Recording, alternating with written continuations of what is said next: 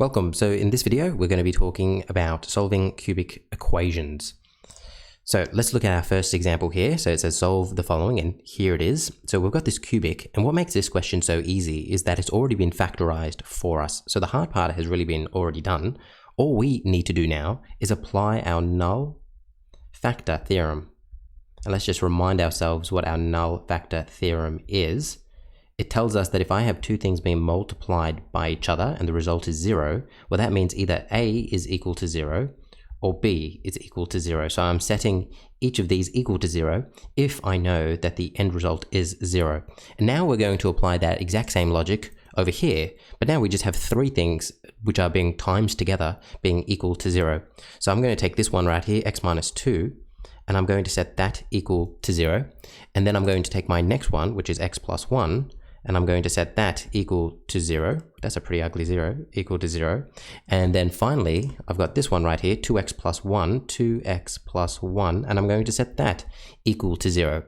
So as you can see, what I've done is I've set each of these equal to 0. So this, or this, or this, just as we said over here. The next thing that we do is we now solve for x for each of them.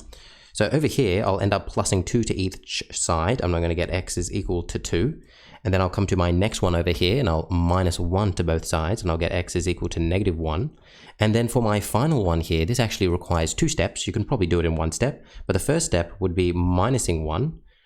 And then the next step would be dividing by 2. So I'll get x is equal to negative a half. So again, you probably could do that in 1 step. You know, in your head, you could probably say, hey, this is going to be negative a half. And which also brings us to the realization that, you know, this step right here in which we set everything equal to 0, it's kind of redundant. You could probably do this in your head and just immediately look at this and say, hey, this is going to be x equals 2, x equals negative 1, x equals negative a half, and which doesn't require you to write out that step right there.